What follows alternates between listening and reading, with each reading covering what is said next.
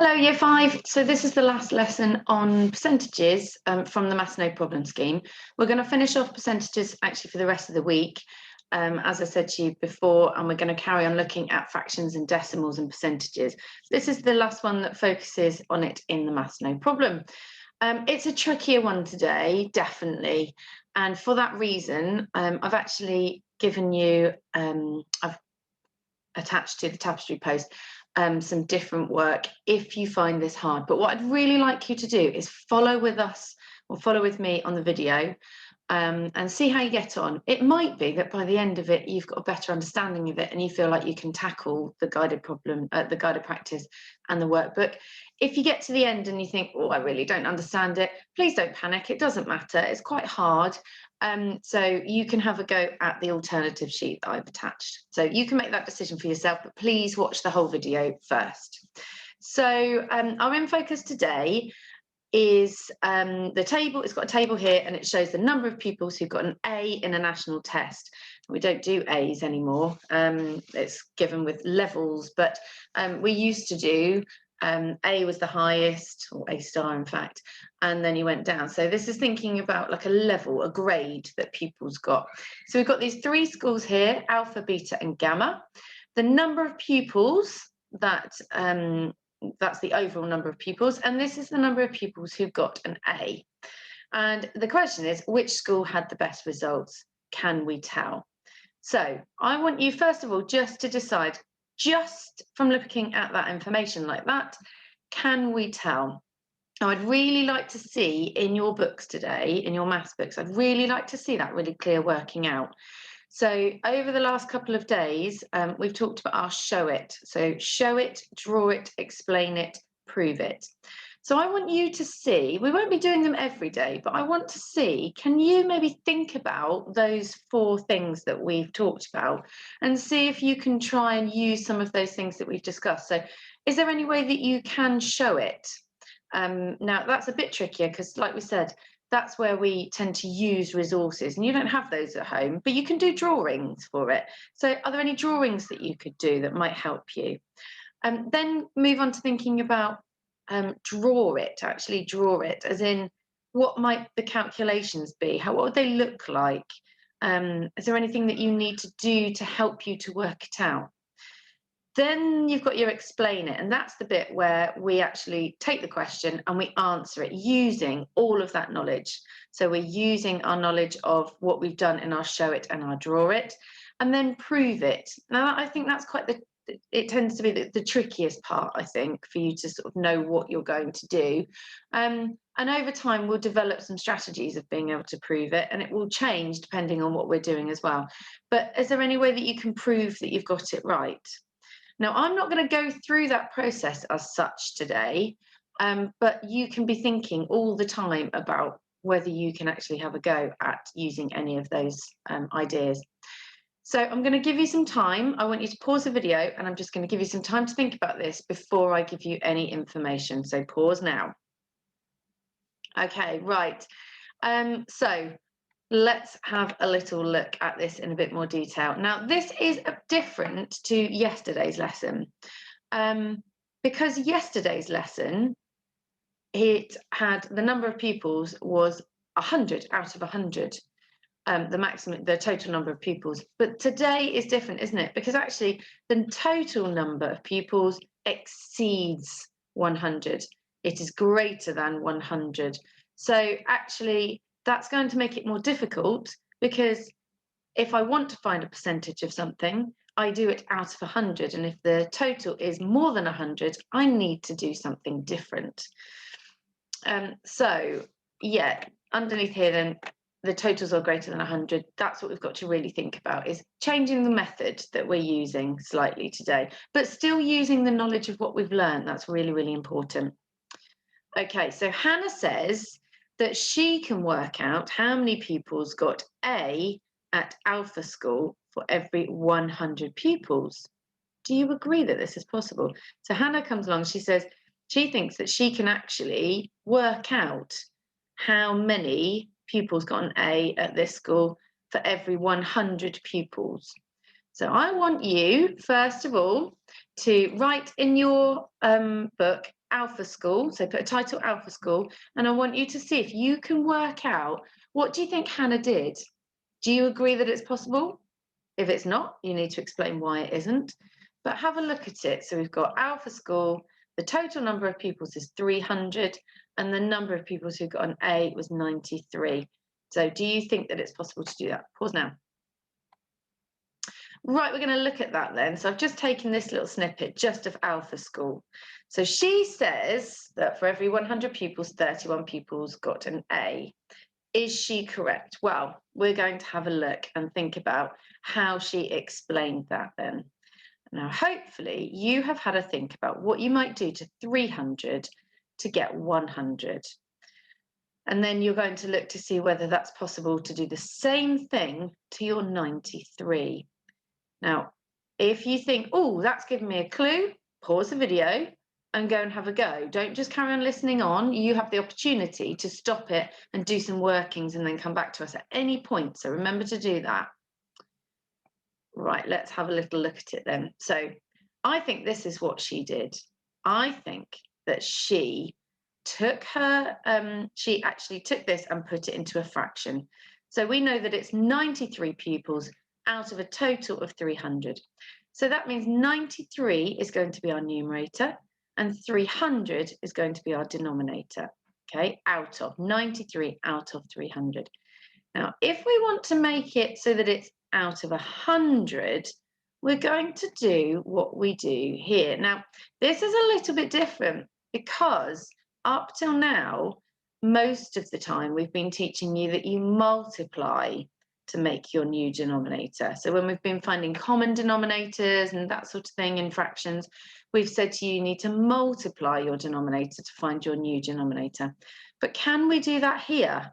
We can't. We have to, we're making our numbers smaller. Now we only ever multiply or divide. So you're not going to say, oh, I need to add 200 more or take 200 away. It's going to be multiplying or dividing. Now, if we're making it smaller, we know we've got to divide. So to go from 300 to 100, we've divided by 3, haven't we? Look, 100, 200, 300. So we've divided it into 3 parts. So if I pop that there, okay, divided by 3. Now we know, and you've got your clue here, you can see that what we're doing, we know that we do the same to the numerator. So whatever we've done to the denominator, we must also do to the numerator. So we know we're dividing 93 by 3.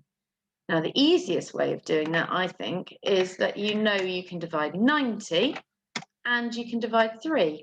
So 90 divided by 3, it's like doing 9 divided by 3, isn't it? But it's 10 times bigger, and then 3 divided by 3. So once we do that, we should be able to work out that our new numerator is 31. We don't want it there, though. See if we can pop it in here.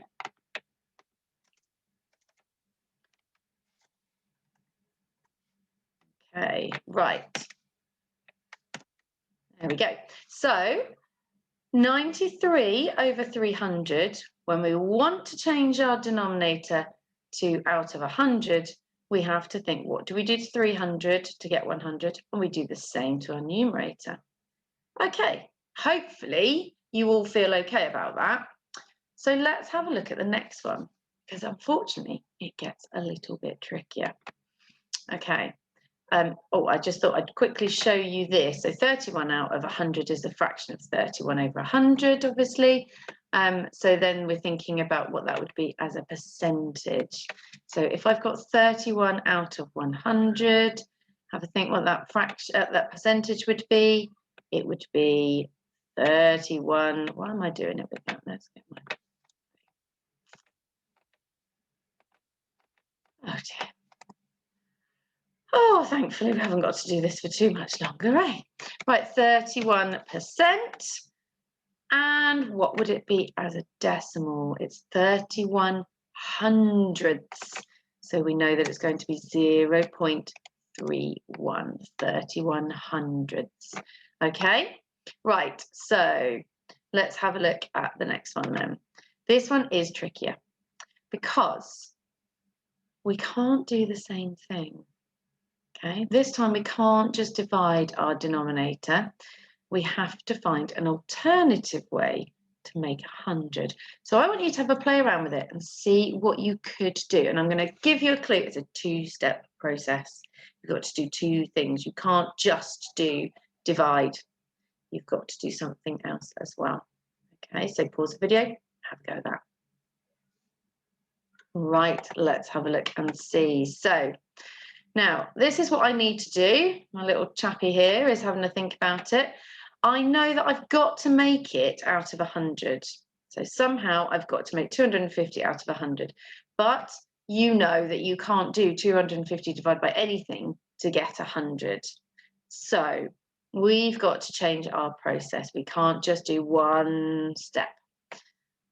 So could we make it smaller first, then increase it? Now I'm going to let you go and have a think about it. Come back to me when you've had a play around with it. Okay, so would this work and why? Have a look at it. What have I done? What do you think I'm trying to do? Okay, let's talk it through then, shall we? So this is where I said about doing a two-step process. We can't go directly from 250 to 100, so we need to put a little jump in between. So this is where we think about, actually, we do one lot of multiplication and one lot of division. Okay, division comes first, then we multiply. So if I want to make 250 into 50, how many do I share it between? Well, I know that 25 divided by 5 is 5. So does that mean that 250 divided by 50 is 5? It does, doesn't it? So I'm using my knowledge of my known facts already. So I've divided by 5 here. 250, look, if we look at it down here, 50, 100, 150, 200, 250. And I've got 1, 2, 3, 4, 5 parts. So I've divided it by 5, okay? Now, we know we do the same on the top, to the numerator. So let's divide that by 5. Now, it's given us the answer here, but I'm just going to quickly talk to you about how important it would be to use your known facts to have a go at doing this one as well. So I know that 40 divided by 5 is 8. So if I double that 40 and still divide it by 5, I'm going to have double my answer. So that's how I did it. There's different ways you might go about doing it. You might do 80, split it off into 50, divide that by 5, and 30 divided by 5. There's different methods that you can use, and it's about thinking about what's the quickest method for you. Okay, so let's see if this works this time. I know that if I divide 80 by 5, I get 16. But this doesn't necessarily help me to compare because it's out of 50 and it needs to be out of 100. So now is my second step. I have to think, what do I do to 50 to make it 100? And I don't want to hear you say add 50, because remember, you only multiply or divide, okay? So 50 multiplied by what is 100? 50 multiplied by 2. So if I'm doing that to my denominator, I need to do the same to my numerator. 16 multiplied by 2 is 32. Oh dear. Let's pop it back there. 32. Okay, so let's have a think about what that would be as a decimal. It would be 0.32. And as a percentage, it's 32%. All right, so we're getting there. Okay, let's quickly whiz on then and have a think about that last one. Right, so how about the Gamma School? This is really important that you have a go now. I've shown you the strategy that you can use if it doesn't divide or multiply to make 100, you're going to need a two-step problem. And I want you to think about the factors that are common to 120 and 100. What same number could I use to divide them both by? Okay, what is a common factor of both of those numbers? Go and have a think about it. Go and try that process. I want to see it in your book. Write Gamma School, and I want to see you writing 42 over 120, and you're going to need to put one step in between. So you're not going to be able to go directly from here to here. You're going to need to put a step in between. Go for it. Come back to me when you're ready. Okay, right, let's have a look at it then. So you should have, you should have something that looks like this. 120, we need to divide it first, just like we did with Beta School. We've got to divide it first. 120 divided by what is 20? Again, I'm using my known facts. 12 divided by what is 2? Well, 12 divided by 6 is 2. So 120 divided by 6 is 20. So this one's going to be divided by 6. I do the same to the top, and you need to use your times tables knowledge. 42 divided by 6 is 7, because we know 6 times 7 is 42. So I'm going to have my new number of 7 in there. Then what do I do to 120 to make it 100? Well, this is where we've been thinking about how many lots of 20 there are in 100, how many lots of 25 in 100, how many 50s in 100, 75 add what? All those numbers are really, really important for us to really understand. Well, you should know that 2 times 5 is 10, so 20 times 5 is 100. So it's 5 lots there, so I've got to do the same to my numerator, which means 7 times 5 is 35. Okay, so now we have got our final number. We've got 0.35, and we can make it 35%. Right, so now we can make a comparison, because we have found a way of making them all the same. So let's have a little look then. Elliot used fractions, so he just did it into fractions, 31 over 100. And look, you can see the process that he's followed just like us, okay? So he can compare those quite easily and see that this is the biggest fraction, this is the second biggest, and this is the smallest. Hannah, she used decimals, so she went that step further and took it from the fraction and converted into decimals. And so she's got those decimals that we found out. Okay, we decided that we wanted to look at it as percentages. So we found out that actually Alpha School was 31%, Beta was 32%, and Gamma was 35%. So using any of those, the fractions, the decimals, or the percentages, we can make that comparison. So here's my explain it. Gamma School had the best results because 35 pupils out of 100 achieved an A. This is a percentage of 35%. Beta School was the next best, as 32 pupils out of 100 scored an A, which is 32%.